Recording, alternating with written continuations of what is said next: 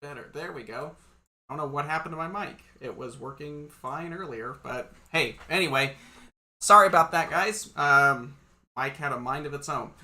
Anyway, welcome to the Skywatcher What's Up webcast. My name is Kevin Lagore. I'm the product specialist for Skywatcher here in North America, and here at the What's Up webcast, we cover everything from what's up in the nighttime sky to equipment to helpful tips and tricks on observing and imaging. And of course, at the end of the month, we have a special guest on to talk about,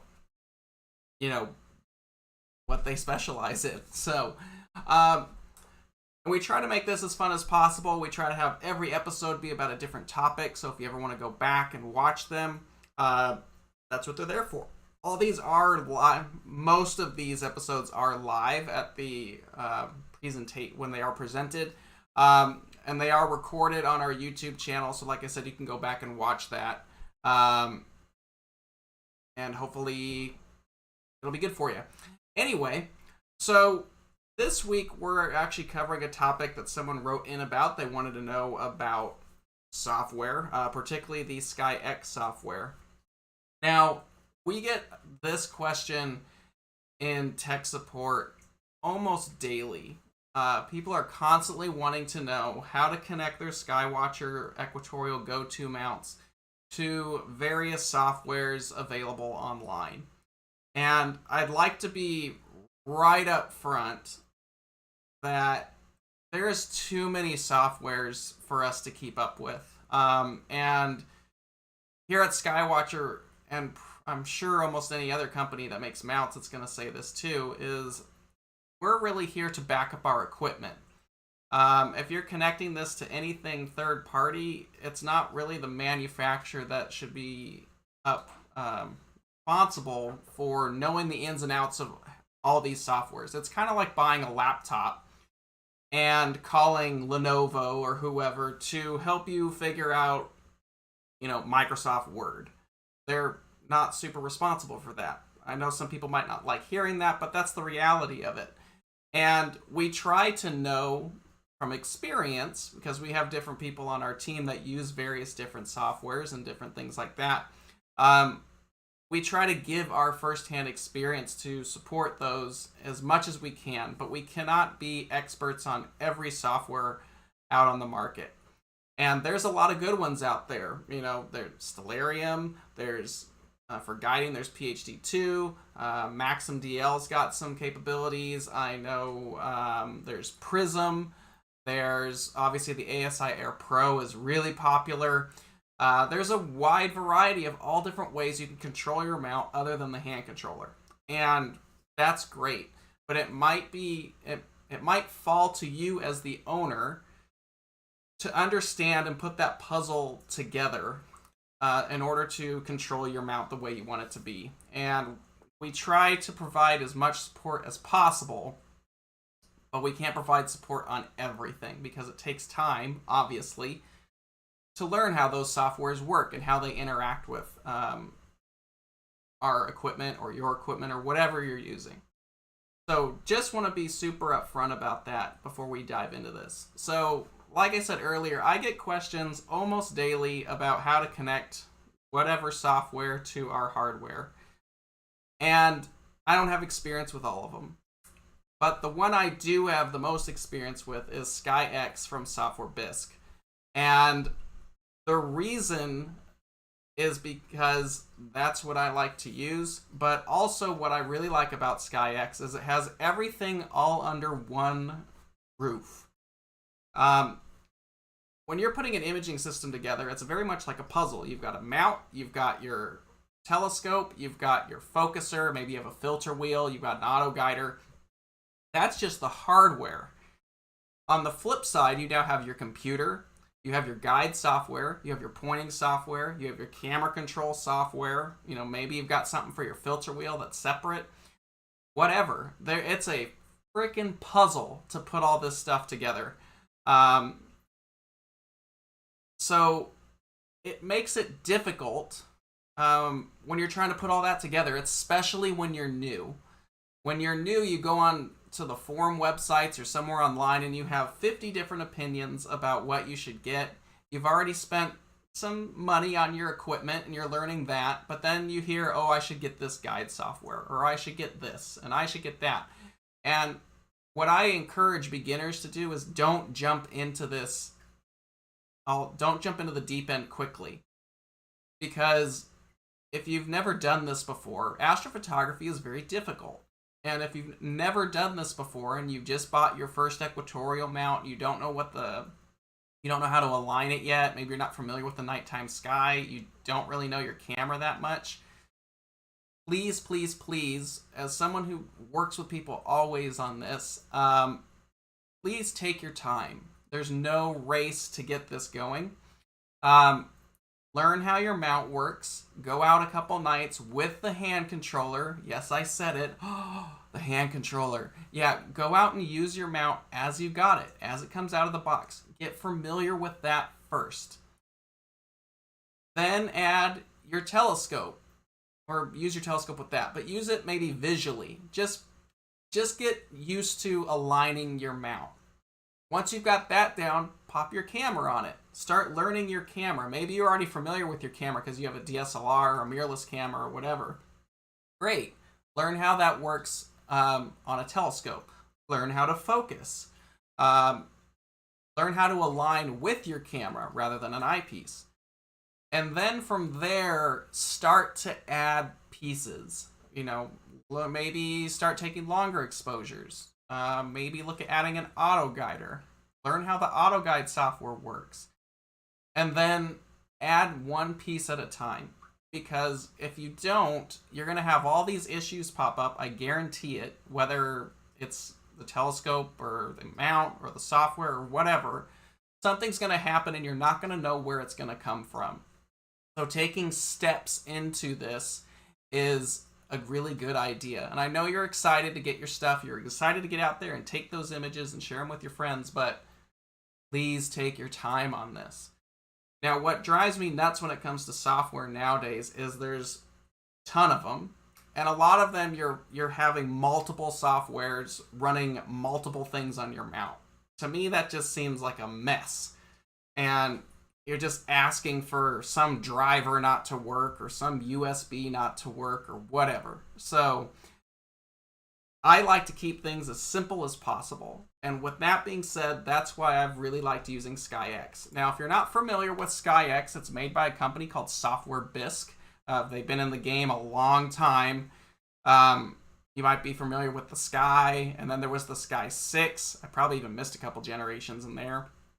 But there was the Sky, then there's Sky 6, and then there's the SkyX, which is the current version. And it's a planetarium software. As you can see here, we can, move it around and navigate the sky and all that fun stuff. That's awesome. It does all of that. Sorry, I wanted to get this. There are a number of free try softwares to give you an easy route to learn. Yes, there's a bunch of ways you can approach this. So, the SkyX is very similar. It's a planetarium software, but it does a lot more than just show you constellations and what's up. It controls everything. It controls the pointing of the mount. It controls... So let me just go down here. This is how the SkyX is actually organized when you get it. I'm using SkyX Professional. There's a couple different versions of it. There's the Serious Edition, Imaging Edition, and Professional Edition at the moment. But I'll tell you the differences on all those and what they give you. This is not a freeware. I know that's really appealing about a lot of softwares out there is they're free, and I understand that completely. But when you invest in your equipment, and when I mean equipment, it's not just your telescope and your mount, it's also your software. You're going to get something for your money. And I know software isn't this, sexy tactile thing like a camera where you can take it out and show your friends and all that stuff. But software is a good investment because that is the brain. That's what controls everything. It's one ring to rule them all. So you want to make sure that's going to be a really nice experience for you to make your life easier so you're not wasting your time out and about. And I'm not saying the other softwares are going to do that. It's just, this is what I find to be the simplest route. So here's how SkyX is set up. You get this, you plug in your time, it takes it off the computer. Great. Typical stuff. What I like about this is because SkyX can control everything all in one software. I don't have a window for guiding. I don't have something controlling the mount. I don't have something controlling the camera. It's all right here in nice, easy, organized tabs. So if I want to find an object, I hit the Find tab. And you can customize these too. You can get rid of some of these. So there's the Find tab. I type in an object, M42, finds it, boom. There's M42. Simple, easy. We all know how that works. The next one is labels. I don't normally have this up. I usually get rid of it because I don't really need it. Actually, we can do that right there. Boom, gone. Just hit the X button. Telescope. Telescope is basically your mount. And you can go in, hit that. You go to drop-down menu, choose, and you can see that they have a ton of different equipment listed in the mount controls. So a lot of that can be done through ASCOM. If you have an ASCOM driver, that's great. But what I really like about SkyX and what Software Bisque does with their software is they've written their own drivers. They're called X2 drivers, and these come natively in the SkyX. And the ability is you don't have to download a driver for your mount. If this is in here, they've probably gone through the effort of making that driver internally. It's very turnkey on this software. I know there's some questions in here. There's a lot to cover, so I'm going to try to wait for the questions at the end. So just a heads up. So that's the telescope. I'm going to show you how that works in a minute. Then you have your camera tab. You can go in, same thing with the mount. Go to the drop-down menus, choose. This is over here now. They've written X2 drivers for all the major camera companies you can possibly think of. So there you go. If you're a ZWO shooter, boom, there it is. Starlight Express, pick your camera. There you go. SBIG, no problem. Big list of stuff right there. QHY, QSI, Malincam, Imaging Source, Finger Lakes, all the big stuff is in there. Native drivers, ready to go. You might have to download the actual driver so your computer recognizes the camera. Like if you have a ZWO camera, you're going to have to go on to ZWO and download their driver so your computer understands it. That's pretty much it, because this is what's going to be, there's no third-party driver at that point. It's just what's in the software and maybe your manufacturer's driver. That's it. Clean cut. Filter wheel. Again, nice and easy. Choose. I don't know why it's popping up on my second screen. Pick your filter wheel. And then on down. Motor focusers. If you have an observatory dome and you're running Professional Edition, you can control your observatory in here. That's only in the Professional Edition, though. I'd like to make that. Auto guider. I don't need to have a third-party software running auto guiding. It's in here. And I can also treat my auto guider like a second imaging camera in here as well. So I can tell it to auto guide, or I can click this tab right here and boom, it's a second camera. Ready to go.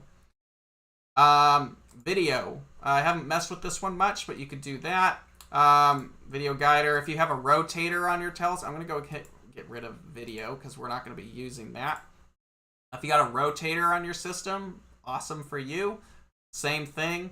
If your OTA has some special connections, a lot of the high-end telescopes do. Maybe they have a cooler and heaters on their mirrors and such.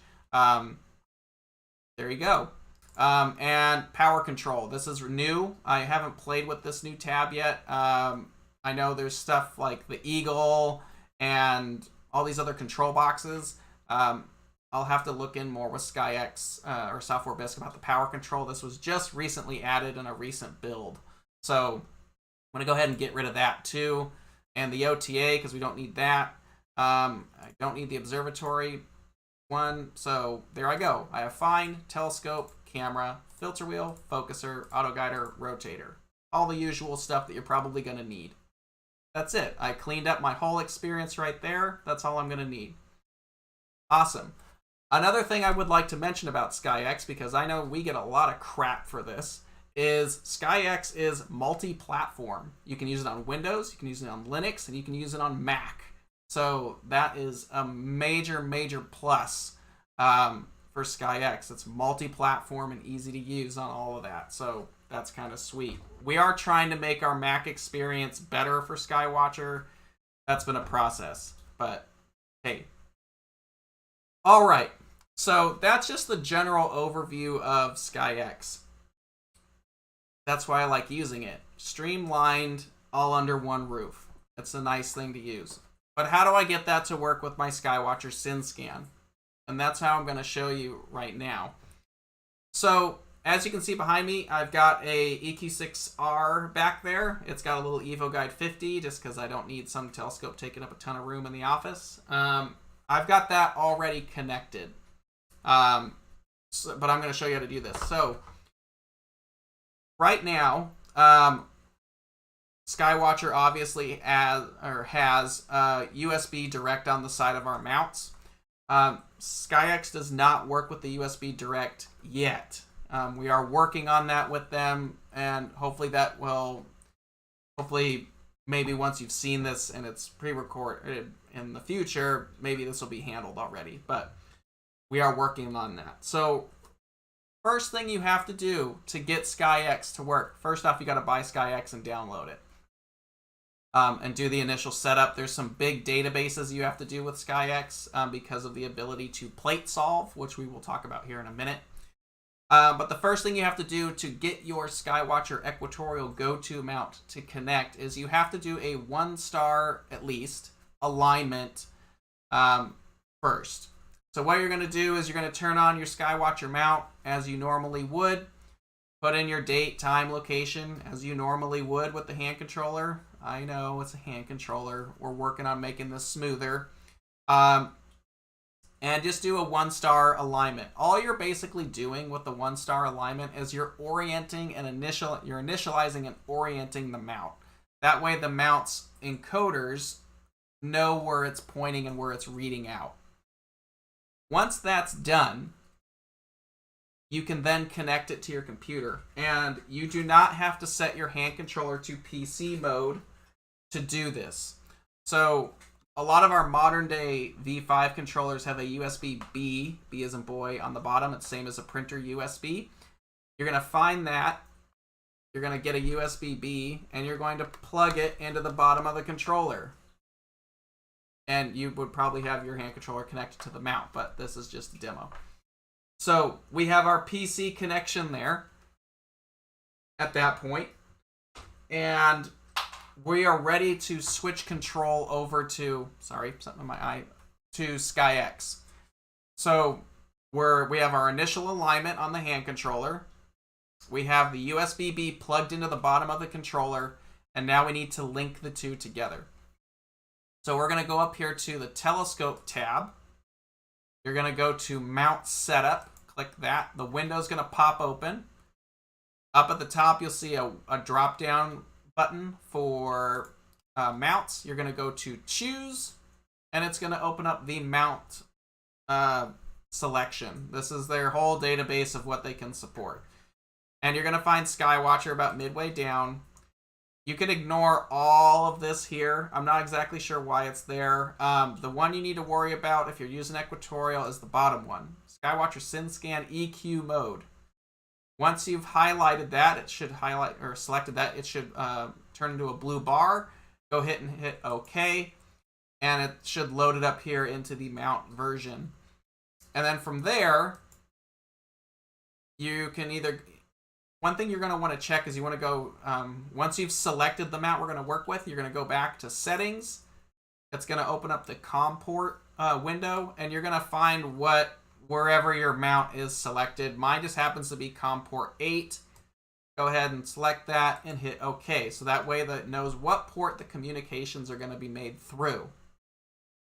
From there, we're ready to connect. If everything's done right, your mount's been aligned to at least 1 star, you're ready to go. Go ahead and hit connect. It'll turn to green.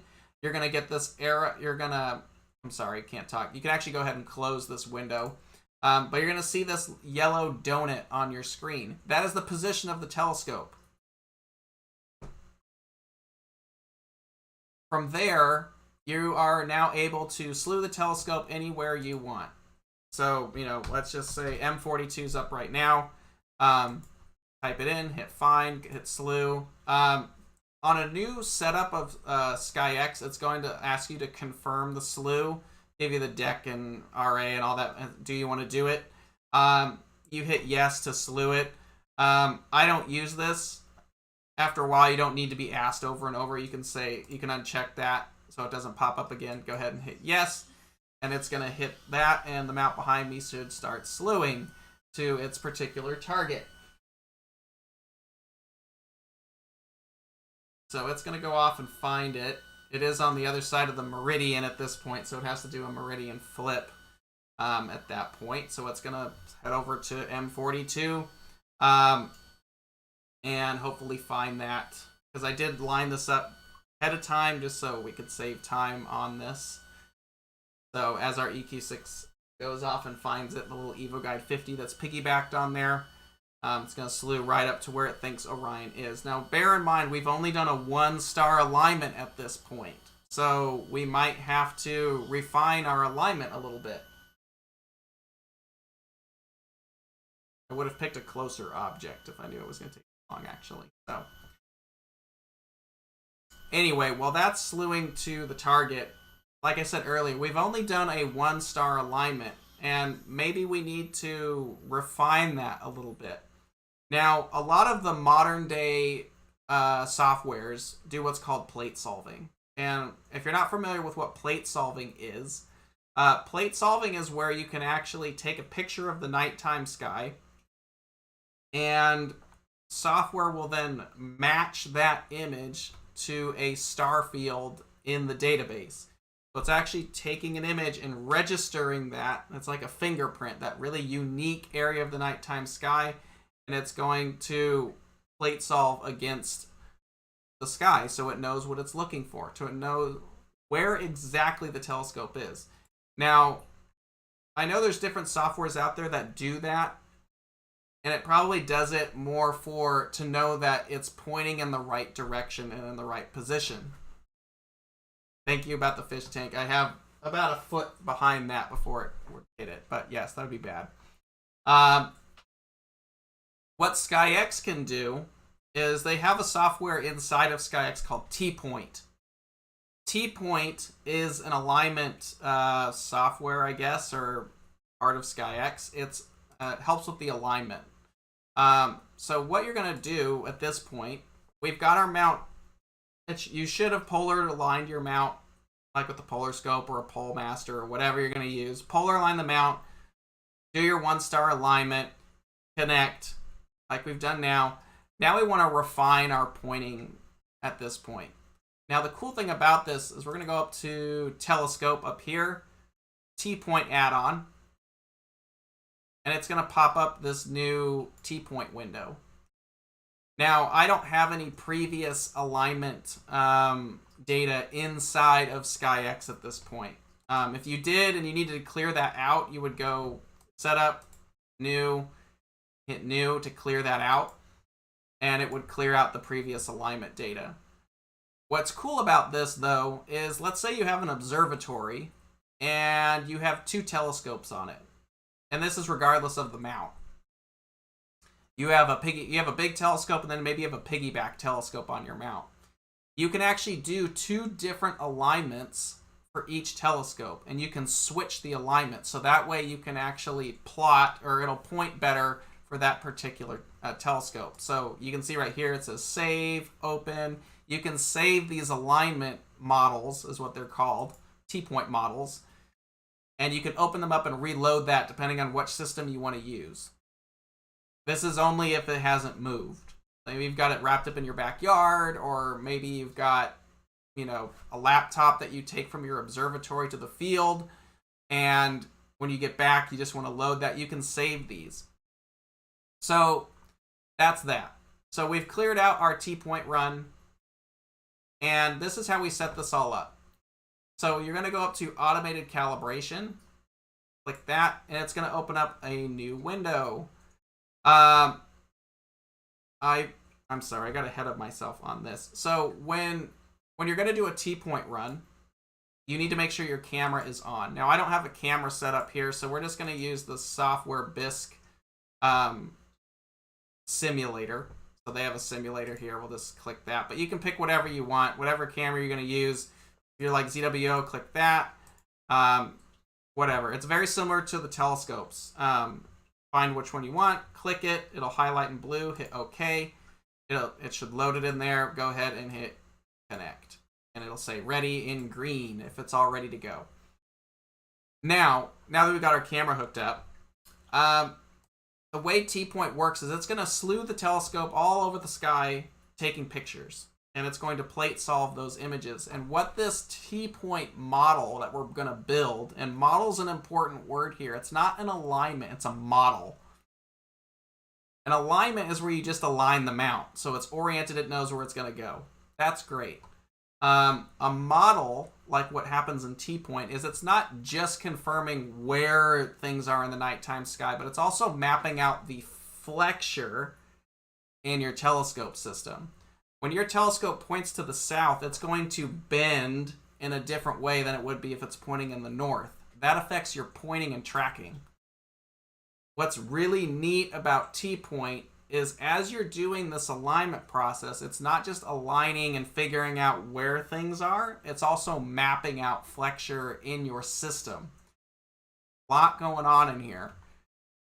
So we need to set up how long those initial exposures are going to be. Now, generally with modern cameras, I find 1 to 2 seconds, and you can just set it in there, 2 seconds.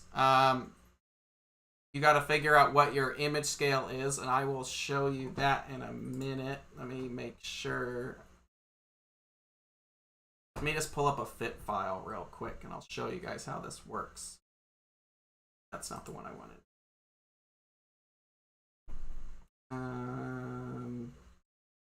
Should have had this open ahead of time.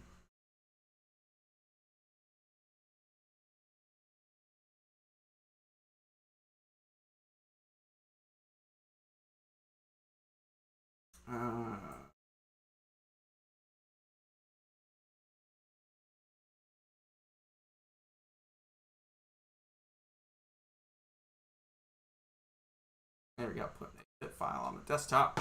All right, so normally the way you would go about doing this is you want to know your image scale, your arc second per pixel, so it can map that out.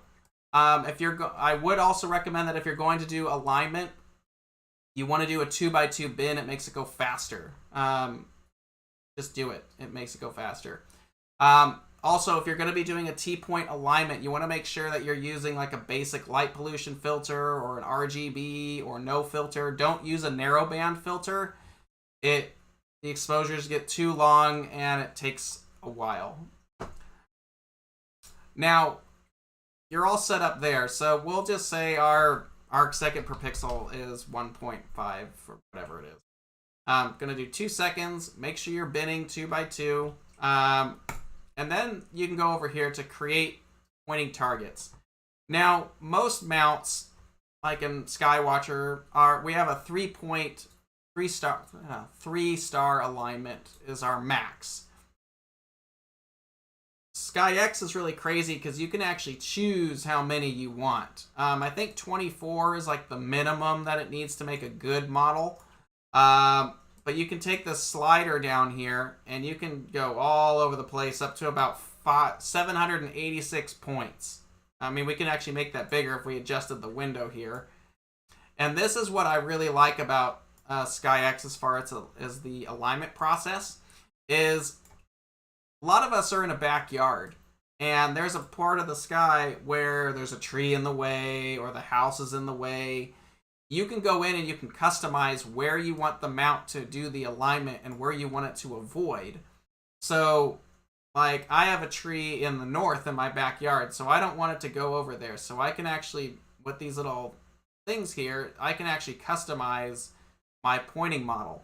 Maybe you live on a balcony and you can't see north at all. You can tell it not to go over there.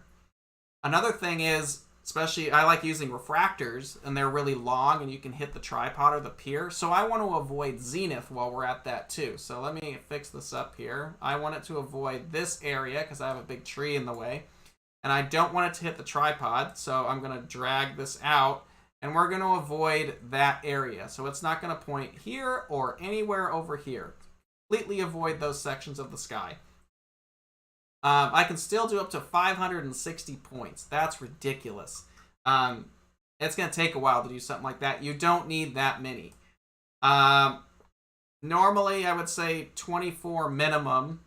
However, if you actually get up to about 75 points, so right about there, 77 points, there's a new algorithm that kicks in for this, which allows it to refine the pointing accuracy a little bit more. So if you're going to do some advanced imaging and you really want to get the most out of it, I would do 75 at least to do this.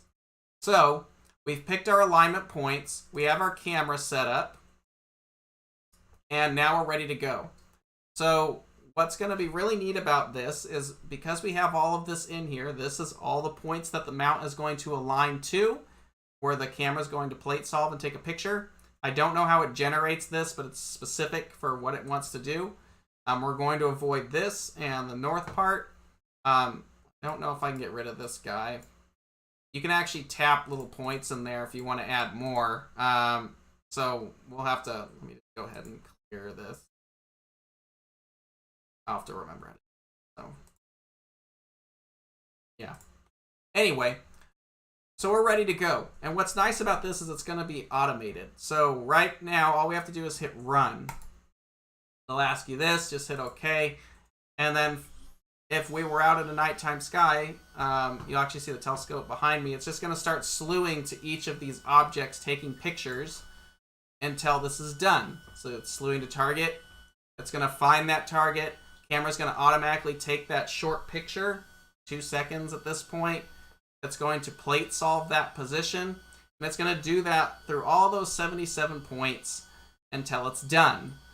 And when it's done, it's going to build a model. And at that point, you can go in and refine that model. It's going to tell you how far off the pole you are. So you can do a refining on the polar alignments. And it's a very, very powerful thing. So not only are you aligning the mount, you're mapping the flexure in your system so it'll point better. And you're going to be able to refine your polar alignment. Now, I don't have a camera right now, and there's no star field to register. So it's going to say image link failed, and it's going to go to the next target. It's going to take another picture, register that, and it's going to keep doing that until it goes all the way down the list, building this model. Now, when it's dark outside and it's taking pictures, you actually see the images come up here. It's black right now because we're not using anything. But it's going to go down that list, finding different things and mapping that image out against the nighttime sky database in here. And it will build that model, allowing your mount to point even tighter. So that's how that works. We're going to go ahead and stop that. Once that's done, it'll pop up here, and you'll just hit finish. You usually have a bunch of different data points right here. You hit finish. You go up to model, and you want to hit supermodel down here. Now, we don't have a model installed at the moment, so normally there'd be all these little data points right here. It'd be a target with a bunch of little yellow points in there. And you go hit apply. That would apply that model even further. And then from there, you can actually go to polar alignment, and you can do rough polar alignment and accurate polar alignment. This is where the mount would slew to a bright star, and it will produce a list showing you a selection of stars. And you'll actually be able to adjust the latitude adjustment, like the big bolt on the back here, and the azimuth adjustment bolts. I don't have them installed on this mount. But you can actually make adjustments to your mount to refine your polar alignment. And if you're close enough, you can actually hit apply. Let me see if I can get this next. We didn't do that, so I'll have to skip through that. But once you've done that, you don't actually have to go back and redo your alignment. When you've done the accurate polar alignment, it'll take your model and it will shift everything over automatically for you, so you're ready to go. At that point, your mount's going to start pointing all over the sky wherever you want to go. And it's mapped this out, and this is repeatable. So you can keep this model in your computer, especially if you haven't moved the mount, and come back to it night after night after night, as long as nothing is moved, and you can use that over and over and over again. If you are in an observatory, I recommend maybe once a quarter just refreshing stuff. But it's definitely a sweet system to do at that point. But it will keep all of that going. Now that we've done our alignment, our mounts aligned, if you want to slew to an object and you want to know that it's centered, we can do what's called a Closeloop Slew. Now, a lot of softwares do this. This is how they point to an object. But we're going to point to an object, but we've already got an accurate model built. But this is really helpful for the Skywatcher mounts. If you just want to ensure that it's in position exactly where you want it to be. So let's say we want to find... Orion's not far. We'll just use M40. Let's do the Horsehead. IC434. You're going to go type your object in under the telescope tab. Hit find. Going to find it. And you have a slew button here. We could hit slew and it would go right there. Or you can hit closed loop slew. Closed loop slew is going to slew it. It's going to go over there and find it. And when it gets on target, it's going to take a picture, plate solve it, and if it's off, it's going to shift over and plate solve again until it knows it's on target. Now, we don't have any stars visible right now, so that's not going to help. But you would be able to match this up, and it will automatically recenter, and so it knows exactly that your object is in the frame that you want it to be. And it's not just doing that off of position. It's actually taking a picture and matching it, and it knows that it's off the field because it's matching the stars. So if you're not sure what plate solving is, I didn't really explain it. Let me show you this real quick. So we're going to go open FITS files and do a desktop and just get an image that I've got. So this is an image of the Veil Nebula that I shot a while ago. And it needs to be a FITS file, which is a raw file that's going to come off of most dedicated astronomy cameras. So you see all the stars in there. There's the veil, blah, blah, blah. We need to plate solve this. So this is what normally it would do automatically. So here's our setup here. I've loaded that in there. There's two ways you can do this. You can do Find Astrometric Solution right here, or All Sky Search. So it's going to look at that. See right there, it's matching all those star points up there in the image. It's registering that, and it's going to match that to the database. There it is. It snapped it right there. And it's going to be off because the Veil Nebula isn't up right now. But it will have matched it correctly if the object is up in the nighttime sky. I didn't have a Horsehead shot to throw in there real quick. But all these points that it's matched. So it's going to give you the RA, the deck, and right here it's going to give you your image scale as well. So I can tell a lot about what's going on your system with this. It also tells me full width, half max as well. So how tight the stars are in there. When people are telling us that their mount isn't working correctly, we get a FITS file. We actually run it through here.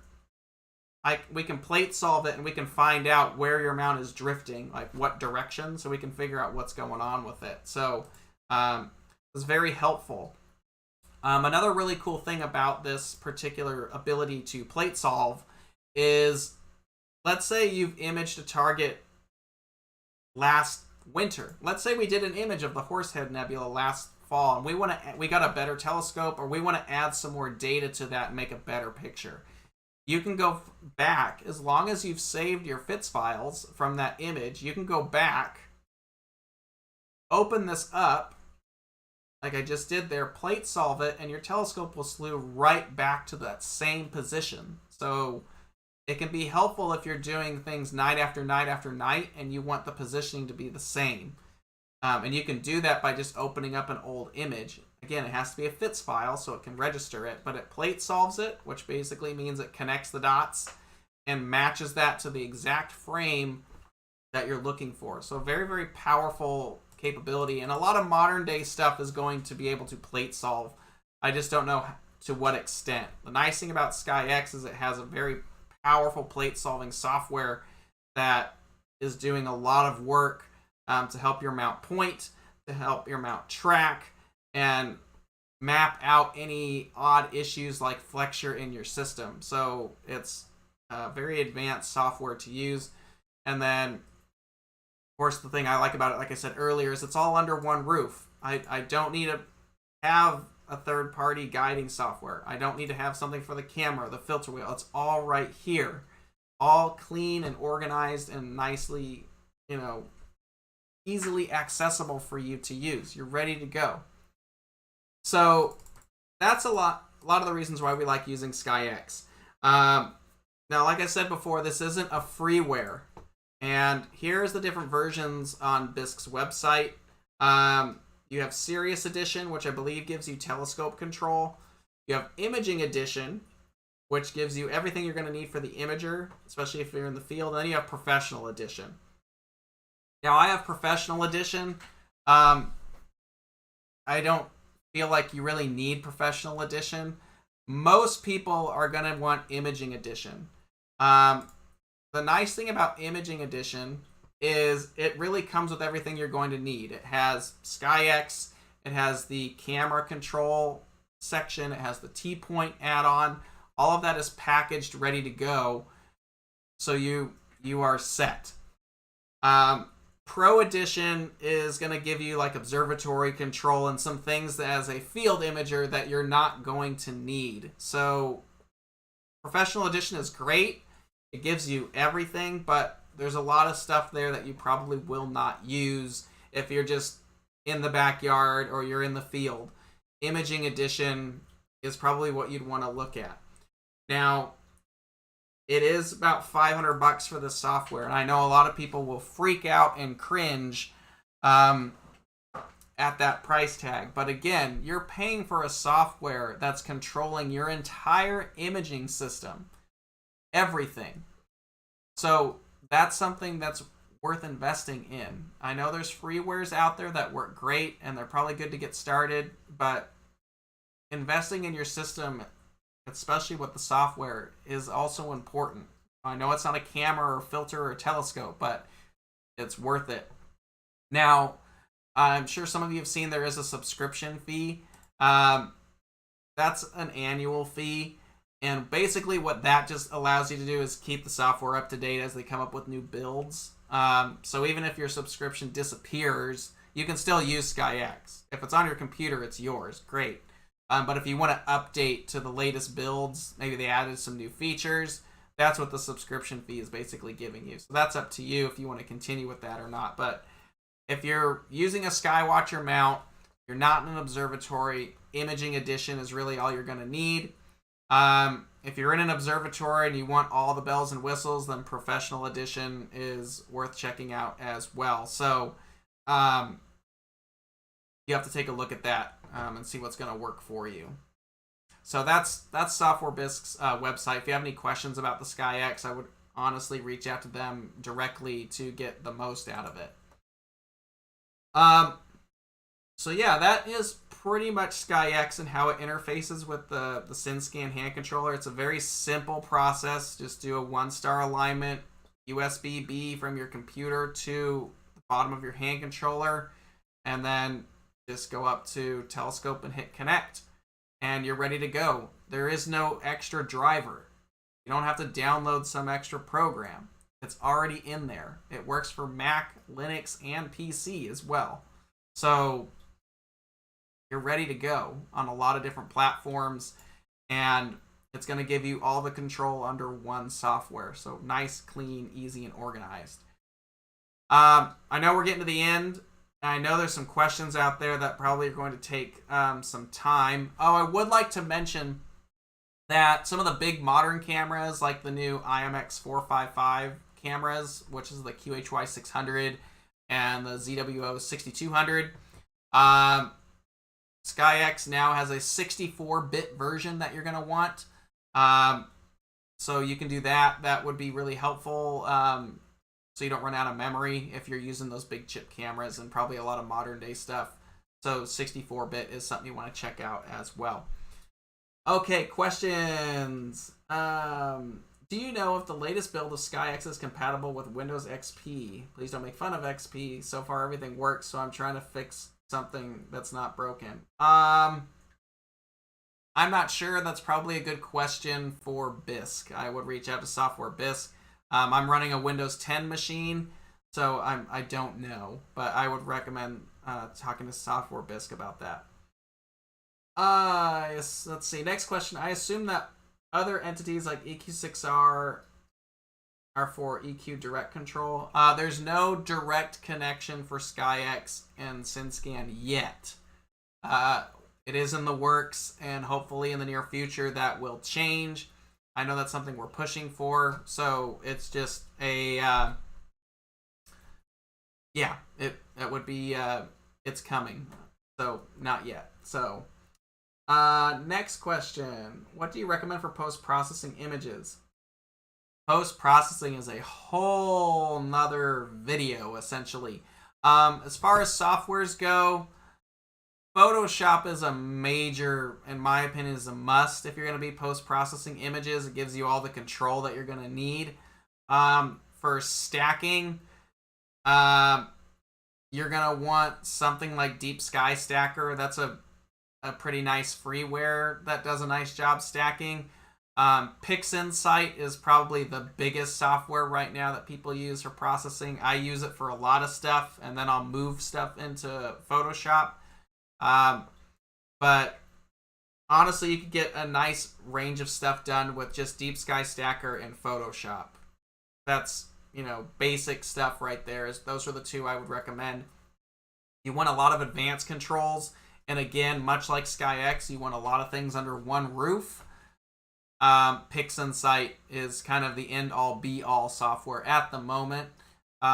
You almost don't need Photoshop in a way if you have PixInsight, and I think PixInsight's like $230 right now, but again, it's multi-platform as well. So that's what I tend to use for software processing. MaximDL is also another one that does stacking, and it does some telescope control too, but I haven't used MaximDL in a long time, so you have to see what their latest offerings are. You are going to want something. This is more for the future proofing of stuff. There's a lot of modern day cameras that are coming out now with really big sensors. Lots of data in those images. You want to make sure that a lot of the new softwares are going to be 64-bit compatible, so they have the memory to keep up with a lot of these big image files. So it's just something to take a look at there. So there's only a handful of cameras that have the memory problems because of how big their files are. Like the ZWO 6200 is a fantastic camera, but the softwares need to have 64-bit capability to handle the data files because they're so big. So Deep Sky Stacker has 64-bit. PixInsight has no problem with it. But yeah, that would be my recommendation if you're doing post-processing. Basic stuff. Deep Sky Stacker, Photoshop, advanced, PixInsight would be my recommendations for that. If there's any other questions out there. Now, there's another thing in here. Let me try to find it real quick. I'm going to close SkyX here. And I'm going to bring up another hidden gem inside of SkyX. It's called LTI. LTI was designed for in-field imaging. It's basically a refined version of SkyX, and it really shrinks everything down to be used on like a tablet, and really makes in-field. Gonna let me move this, or I'm gonna have to switch to the other one. Just a second. There's two versions of it. There's full screen, and then there's a window version. I want to make sure I can drag it to the other monitor here real quick, and I'll show you guys LTI. If I can get that up here. It takes a little bit. There it goes. So this is LTI. LTI is basically Sky for field imaging. You can actually get LTI if you have SkyX. It's just a real simple file change, and it gives you this tablet-friendly version of the SkyX, and it's very watered down. You just have mount control, imager control, filter wheel, and focuser. There is no auto guiding capability in here yet. I'm not sure if they're going to add that, but if you're not doing guiding, this is something you can do. But you can control a Skywatcher mount with this. If I can get it to connect, let's find our mount. Go ahead and hit connect. Oh, I don't have the right port set. Why it's important. Port 8. Connect. There we go. And camera's not a big deal. So, go ahead and hit connect. There we go. So the mount's good to go. What's cool about this version is it's designed to be used in the field. Much smaller package. You can use it on a tablet. If you're running some fast system, like you have a DSLR, or maybe you have a Hyperstar, or something that you don't really need to do guiding with at the moment, LTI can be fun. The other reason I really like LTI is you can automate. So right here, we're all connected. You would go down to imaging run. We have to select a target first. So let's just say IC 434. Hit fine. You want to go ahead and select some stuff real quick. Just show you this real quick. And 78. That's all in the same area. So once we have this all done, it might just be because I don't have this all set. So let me pick a demo cam. Hold on just a sec. Software Bisque.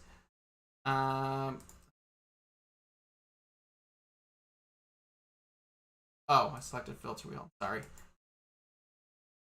Let's choose a camera. Simulator. There we go. So, connect to that. Control imager. So what's cool about this is you can go in here and you can actually program all of this stuff. So we're going to say we want to do that. And then we want to do a focus run. We could do a focus run if we weren't doing that. We're going to go to this target next. And then we're going to do this target next. And you can basically program a run and hit go. And LTI will allow the mount to go over, take pictures. You can do a whole automated run. This is how we do our remote imaging.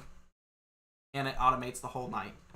And there's one more question here. If you guys have questions on LTI, go ahead and ask Bisque about that. Do any / all of these SkyX softwares work with the Wi-Fi adapter on the EQ6R? Not at the moment. It's something we would like to do in the future.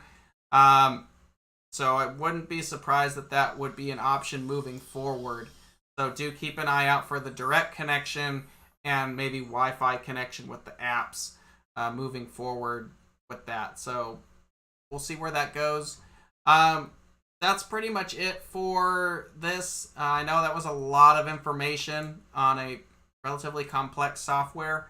If you have any questions, you can go ahead and email us at info@skywatcherusa.com, or you can ask Software Bisque about all the ins and outs of that. But if you're looking to really streamline your imaging setup and not have a bunch of different windows open up, you want it all under one system, SkyX is what we use. That's what we test with, and it makes it very easy to just, get right to what we're here to do.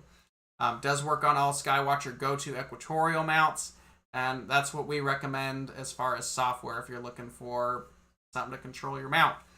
Again, if you have any other questions, go ahead and email us at info@skywatcherusa.com. If you have product questions, go ahead and email us at support@skywatcherusa.com.